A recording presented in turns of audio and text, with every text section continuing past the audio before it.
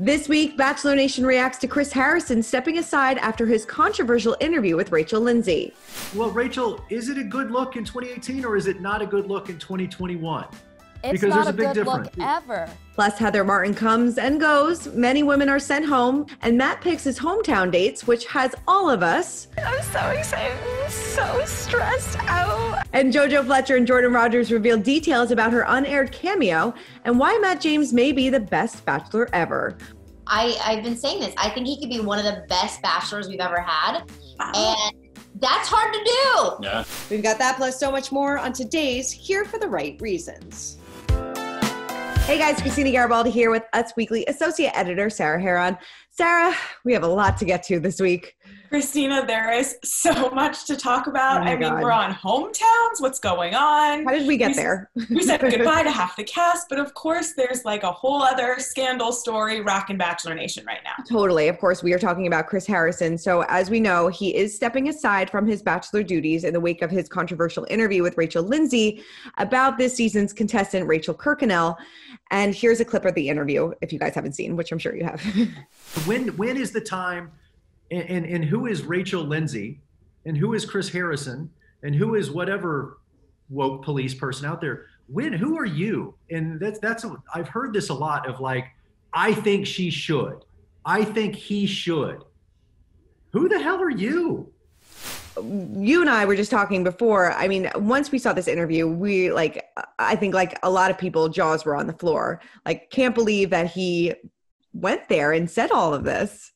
Yeah, I think a lot of people are taking an issue with how intense his whether you want to call it a defense or not, because he tried to say he wasn't defending her. He was very passionate about this topic. He was almost speaking about Rachel Kirkconnell, about like he would speak about his daughter or something. Mm-hmm. Like he was very passionate about defending her before she had even defended herself, which I think was what people were very confused about, why he kind of took on this role of her like defense and taking on cancel culture and all of these things when it really didn't seem like the right time or place for any of these conversations when Rachel and like talking over Rachel Lindsay, the whole thing was just cringe, honestly. It really was. I mean, and when he was like, Rachel, who the hell are you? I mean, and then he was like, who the hell am I to say all these things? And I think, what Rachel spoke out in an interview with Billy Bush with Extra, and she said what really bothered her is that what she wished she probed him more on was when he said, we were looking at this in a lens of 2021 and not 2018.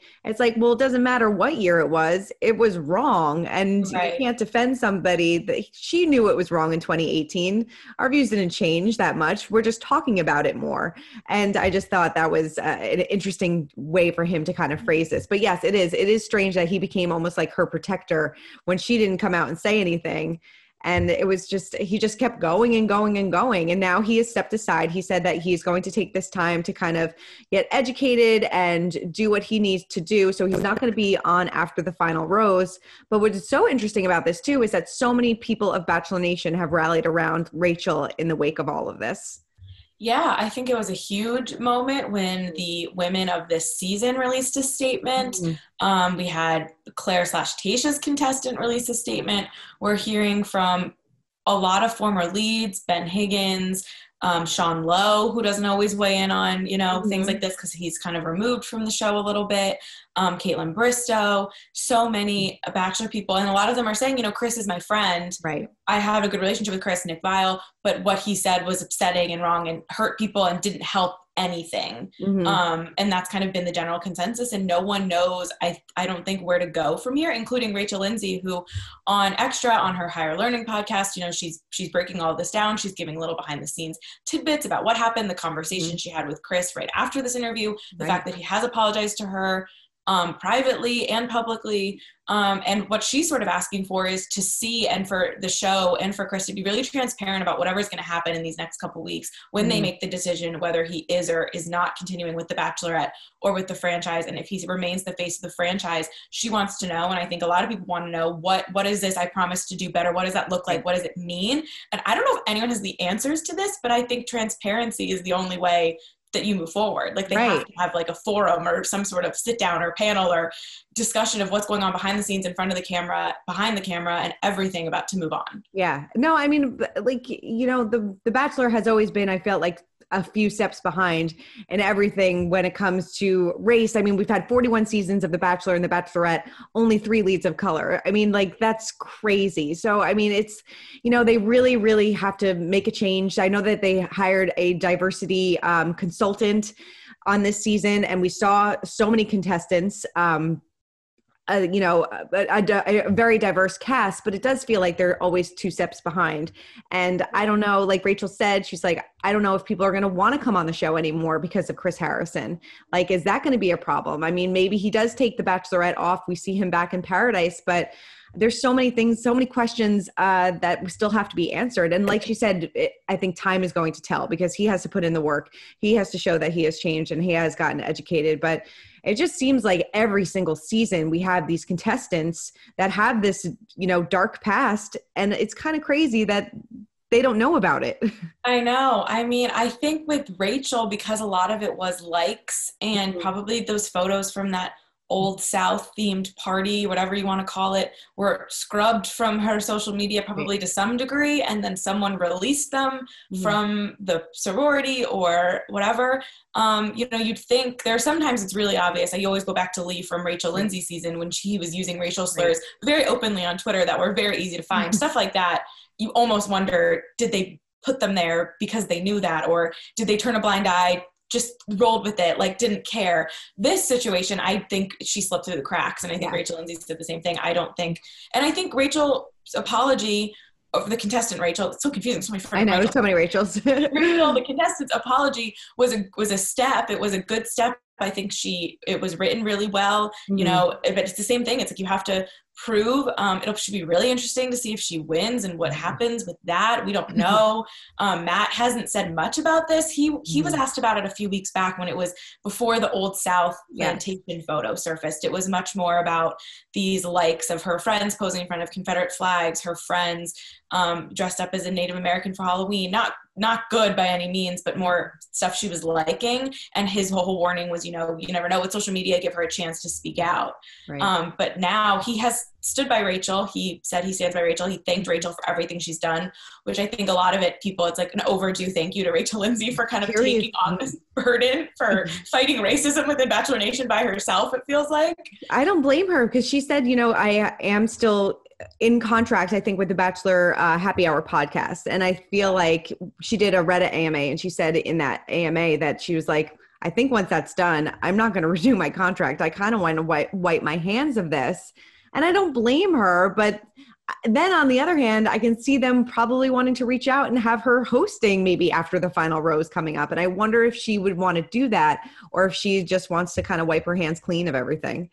I know. I mean, she's a couple of years removed as far as the show, even being on the show, but she also, you know, she's the first one to say, of course, I have a complicated relationship with this franchise. I met Brian, I met my husband, and the show worked for her. Yeah. So she overall had a pleasant experience to some degree on the show and within the show, and she's hosted stuff for them before, like you said, Bachelor Happy Hour. So I don't know. I think she probably has a lot to think about. It's probably, she's tired. She said she's tired. It's exhausting. She's got a lot going on. And this was supposed to be a Bachelor recap with Chris Harrison, and I'm happy that Extra put out the entire interview in its entirety. I think it kind of spoke for itself, and it, you know, took on a life of its own for a reason. And I don't know what's going to happen. I don't know what's going to happen. It's like literally unfolding by the minute. And of course, we're going to break it down each and every week and keep you guys up to date on the latest. But let's break down this week's episode in our bracket of roses, because we still have a Bachelor show that we got to talk about. And yeah, like you said, we're going to hometowns. I feel bad for Matt. I feel like, you know, this is the first Black Bachelor, and he's on the show doing a great job. And I'm sure, as I was watching last night's episode and the Heather of it all, which we know we'll get into, it's like Matt every week is still learning things he didn't know these women were saying about each other and their behavior and their cattiness on the show. But as far as everything he was aware of, I think he's doing such a great job trying to navigate it all with these twists and turns they keep throwing at him. And now everything that's playing out in real time, like, James, I hope this worked out to him to some degree. I know. Like, why am I doing this? Seriously, he you know, like you said, he has never done this before, and he has really proven to be a really great Bachelor. The girls, on the other hand, girls on the show during their time on the show, not a fan of them. I don't think it's a great group of girls, but he is really holding his own. Yeah, I mean, what do we think about the final four? Michelle, Bree, Rachel, of course, Yep. and Serena P. I feel like these four were the only probably four on the show that didn't cause a lot of drama. So I feel like he's kind of weeded that out. Rachel aside, we didn't know everything that was going on with her while she was on the show, but it seems like this four he really had the connections with. We saw them on their one-on-ones. Serena got a second one-on-one. So obviously he's really into her. I like this final four. I think it's a good mix. I think it's a good group. I really like Michelle. I'm Yes, like all I do in on too. Michelle ever since she was one of the late additions during the group that came a couple weeks in, and she got that first one-on-one that week. And I feel like they've just had a strong connection that we get like 30 seconds of her every week of them like having a cute conversation. They seem to have, it's easy between them. But I think he likes Rachel. I do too. I think he likes Rachel the most. I mean, he said that he was falling in love with her, a couple weeks ago, and every single time that they're together, like you see the spark. So I mean, if she does win, I don't know what's going on behind the scenes between the two of them, if they are still together. We have no idea. I have no idea if they won or if she won or not, but it's definitely going to be a test to their relationship right off the bat. That group date, Rose, I thought was like because especially since Matt's never been on the show before, and he's probably searching for a way to give her validation after she, in that group date, opened up about the fact that she's really scared she's not going to get picked, and she really likes him, and that's like her only concern. She somehow has no other concerns about their relationship that's been about 20 minutes together, besides that she's not going to get picked. And he took that and he validated her. That was a direct result from everything she said. Here's the group date, Rose. Even though other women spoke about things on the show, the only thing that was surprising was that she didn't get the second one-on-one. Yes. But maybe it's because, the producers were probably like, who's someone who, we know you like Rachel, who's someone who you did have a connection with that you kind of lost. And that was like Serena P, who had a date so long ago that he probably needed to revisit it. So crazy. I mean, was there anybody that you were surprised that he let go obviously we had Kit, who kind of were self-eliminated herself. And then, Piper, Abigail, they were all kind of sent home. Maybe Piper I was probably a little bit surprised with, because it seemed like they had their one-on-one date. I think it was last week. And, they seemed to really hit it off, but I guess he just had stronger connections with the other ladies. Yeah, I'm not really surprised by this final four at all. I was more so just surprised at the way it was all playing out and how quickly everyone was just and it made sense, because once I knew that we need to get down to the final four, I feel like I could figure out who it was going to be, but I wasn't sure how we were going to get there. And it was really interesting to see, people like Abigail and Kit Abigail was kind of sent home by Matt, and Kit kind of sent herself home, and seeing how that was all playing out and trying to figure out, the future of the franchise and who's going to be the Bachelorette and who should be on Paradise. And I just couldn't stop thinking about all of that. And I really want Abigail to be the Bachelorette. I do too. I really like her. I think that she's fantastic. I think she would be a great Bachelorette. I really do. I think that she's sweet. She has a great story, and I think that she would be a very great Bachelorette. But we'll have to wait and see. So obviously, we just said that we thought Matt was doing a great job this season, and we are not the only ones. According to JoJo and Jordan, he may be the best ever. Yeah, that's right. They weren't all caught up on the season, but they did make some declarations. I caught up with the couple to talk about Matt and the cameo that JoJo and Tayshia filmed for the season that just ended up on the cutting room floor. Take a look. I saw pictures, JoJo, of you at this resort with Tayshia, but then I heard that it's not airing. So what happened there? Yeah, this is funny. So we went down, just like you see other contestants come down and help them out. Tayshia and I actually came down, did the whole quarantine, had a date with Matt, did it. And, you film so much stuff for this show, and inevitably certain things have to get cut just based on how the show plays out. And so Tayshia and I got the call, and we were like, hey, we're so sorry, but like with editing and everything that's going on, we're going to have to scratch that day. It just doesn't make sense. So it totally fine. We had so much fun doing it. But a lot of people have asked me about that. Yes, we were actually there. I totally forgot. Was it like a hologram of us? We were there. It just didn't air. Do you have the way Matt has, it's hard when he's never been on the show before. Do you think that's been an advantage, a disadvantage? Anything did you learn from him in that way? Honestly, I told Matt this too when we got to talk to him. I was like, how are you feeling? Because you've never done this before. It's overwhelming for somebody who just came from it, let alone like getting used to everything and just being the lead is very hard. Mm-hmm. and awesome. Like, don't get me wrong, it's awesome. But he has done, I think, just an exceptional job of like owning the fact that, yeah, I've never done this before. I think that he is a total catch after just meeting him and watching him. And I've been saying this. I think he could be one of the best bachelors we've ever had. And that's hard to do. Yeah. It's hard to do when you've never done it. And I'm really happy with them selecting him being the bachelor, and just really excited for him. He's a really good guy. Wow, those are big words. Yeah, we don't know if he's engaged or happy or any of that yet, but as a successful bachelor couple, one of our only ones we have left right now, what do you say to him and his potential fiance? Do you watch the show? Do you avoid the show? Do you watch it together? What do you do? So it aired while we still weren't really allowed to be together. So there was those couple weekends where we got together. I didn't watch the show, but I'd never watched the show. So I watched night one because I wanted to see all that craziness. And then I just didn't. And I don't feel like it was a jealousy thing. I didn't. I knew the experience. I knew what happened from my perspective.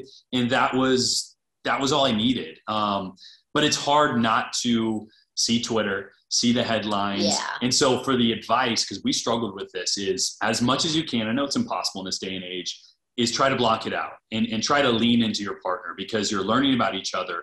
You're learning how to fight. You're learning how to communicate things that you weren't able to do kind of in a fantasy land, in a bubble, for lack of a better term. So I think that's the hard part, to put blinders on, lean into your partner, and just talk everything through. And that was, our first year was so hard because we didn't have that figured out yet. We didn't know how to communicate. We didn't know how to fight healthy and be good on the other side of it. We didn't know how to block it out. So well, and that's another thing too for Matt. Like, obviously he hasn't gone through one season and gotten used to that. You know, you get so much love. Like, the people that watch the show, they're the best, most supportive, awesome people ever. But they're obviously, everyone knows that there's a lot of critique and we're passionate. Criticism. Very passionate.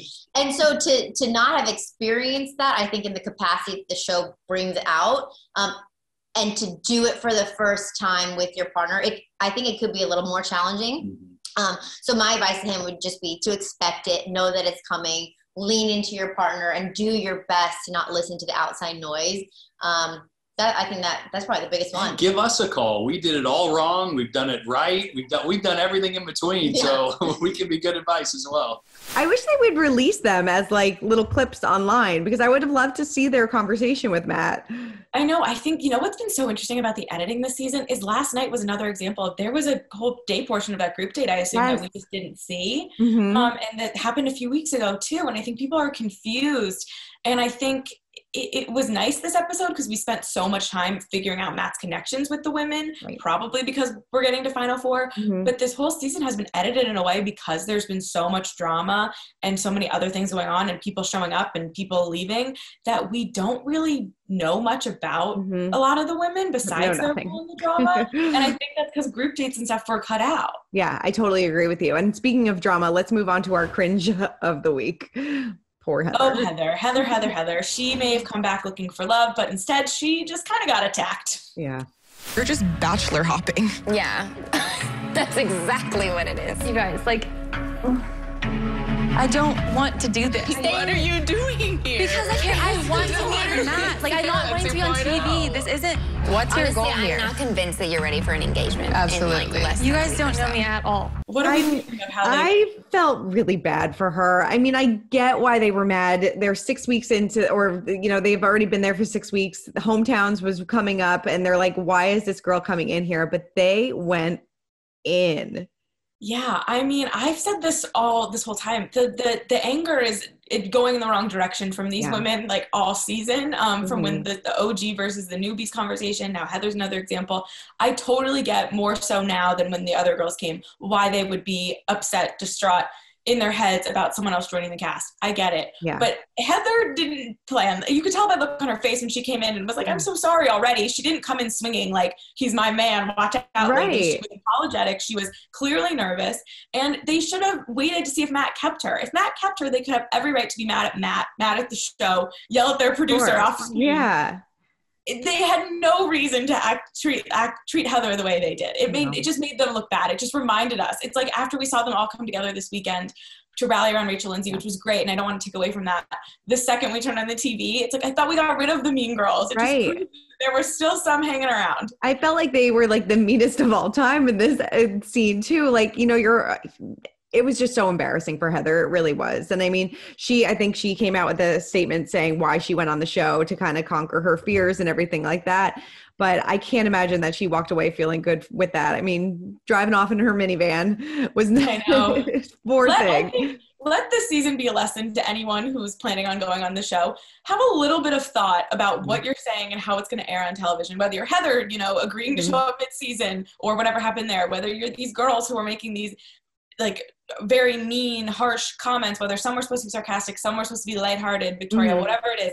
Think like a little bit longer because it's going to air on television and you're going to hopefully regret the way you looked on the show. Totally. Remember Victoria? I know. We've been through so much. We've been through so much. All right. Well, moving on to our Where Are They Now segment. And as we know, Rachel Lindsay has been in the news, obviously, over a lot. We've talked about it all show. But we wanted to kind of catch you guys up on what she's been doing. She's like long distance with Brian. She's in Miami and she's in LA. She's all over the place. She really is. So she's all over the place and she has like a million jobs. She's obviously hosting on Extra. She hosts MTV's Ghosted and she hosts the Bachelor podcast, the Higher Learning podcast. I mean, I don't know how she has time for all of this, but she's doing a really great job. I agree. And my biggest takeaway from all of this on Us Weekly's Bachelor podcast here, everywhere, is that everyone should watch the interview that she did with Chris Harrison on Extra, listen to Higher Learning and kind of come up with your own conclusion and like say how you feel about it and what you want the show to do. Not that you necessarily are going to be able to make the decision, but I think it's just important to listen to everything yourself and not maybe just read the recaps and stuff. Because Rachel, especially on Higher Learning, I feel like Rachel and her co-host Van Lathan just do a great job of going back and forth and explaining things that maybe, you know, they shouldn't even have to explain to us, to be honest, but they just do a great job. And it's lighthearted sometimes, it's serious sometimes, and it's an interesting listen for it. Really is. No, I listened to pretty much the whole podcast of, you know, after the Chris Harrison interview, and I learned a lot, and it's, you know, it's crazy. The whole situation is just it's crazy. It's really hard to wrap your head around it, but she does a really good job at explaining it, like you said, and everybody should take a listen. And she's doing a really great job. I mean, like you said, she's kind of holding this whole burden on her shoulders by herself. And now that so many people are rallying around her, I'm sure it feels good for her. She said, you know, she was kind of taken back by everything about the girls releasing a statement in solidarity with her. So, you know, it seems like we're making some good steps forward.